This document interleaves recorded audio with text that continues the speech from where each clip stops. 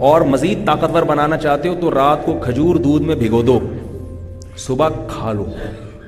پھر بھی اگر طاقت نہ آئے نا تو پھر آپ کے اندر پولیس بھی طاقت نہیں لا سکتی ہے, بتا دوں آپ. کھجور کو گرم دودھ میں رات کو بھگو کے صبح ناشتے میں بچوں کو کھلا دیا کرو.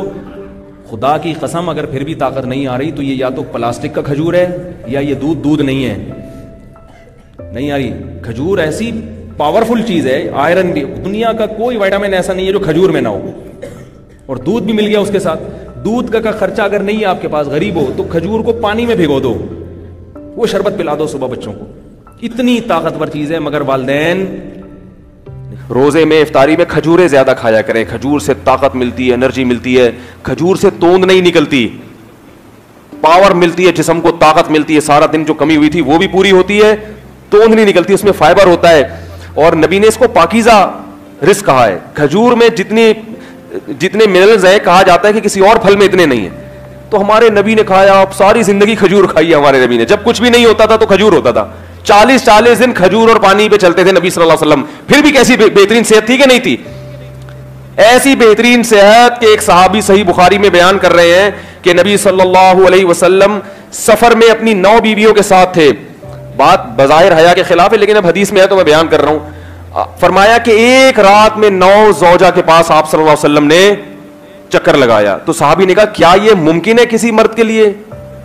تو فرماتے ہیں کہ اللہ نے ہمارے نبی کو 40 مردوں کے برابر قوت دی تھی. تو یہ تو ایک اللہ کی طرف سے بھی, لیکن خوراک کیا تھی؟ کھجور. چہرے پہ رونق آتی ہے, سرخ ہو جاتا ہے چہرہ.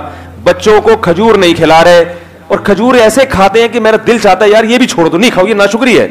نبی نے فرمایا جس گھر میں کھجور ہے وہ گھر والے بھوکے نہیں ہیں. یعنی گھر میں ہر وقت کھجور ہونی چاہیے. تو افطاری میں تو تمیز سے پیٹ بھر کے کھا لو, وہ بھی بس ایک یوں کر کے سنت پوری کرنے کے لیے اتنی سی, وہ بھی 10 دفعہ دیکھیں گے اس کا یہاں سے چھلکا اتارا, یوں اٹھا رہا, یوں دیکھا, یہ چکھا, ہو گئے بے سنت, پھر آ گئے پکوڑے پہ ڈائریکٹ. اور یہ جو آلو کے سموسے ہو رہے ہیں, ان میں سموسوں کے پتہ نہیں یہ لوگ چھلکے دھوتے بھی ہیں, وہ آلو کے, وہی مٹی والے آلو کے چھلکے میں اتنی مٹی ہوتی ہے, وہ دھلتی کہاں ہے اتنے آرام سے. وہ تو گھر کی خواتین بیچاری چھلکے اتار کے, وہ تو ایسے ہی چل رہا ہے صاحب, گٹر کا وہ ٹھوس رہے ہیں. کھائیں سموسے, میں منع نہیں کر رہا, ہم بھی کھاتے ہیں, ایک آدھ ہم بھی کھا لے, زیادہ نہیں کھاتے. تو لیکن کھجور کو زیادہ فوکس کرو میرے بھائی, اس کی عادت ڈالیں. اب لوگ کہتے ہیں ہضم نہیں ہوتی, وہ اس لیے نہیں ہوتی کہ عادت نہیں ہے. جب عادت ڈالیں گے, 1 کے بعد 2, 2 کے بعد 3, 3 کے بعد 4, تو میں نے عربوں کو دیکھا ہے پوری پلیٹ بھری ہوئی ہوتی ہے کھجوروں کی, اور کھانا ان کا یہی ہوتا ہے, پورا پلیٹ بھر کے کھا جاتے ہیں, وہ کچھ بھی نہیں ہوتا. اور عربوں کی آپ رونق دیکھیں, وہ تو سست ہونے کی وجہ سے فیٹ آ رہا ہے ان میں, ورنہ عرب کی تو خوبصورتی, عرب کی صحت اور دماغ, یہ تو مثالی ہوا کرتا تھا کسی زمانے میں. تو نہیں آ رہی بات. تو رمضان میں جو ہے نا, گناہوں پہ بھی کنٹرول کریں, اور کس پہ؟ منہ پہ بھی کنٹرول کرے انسان.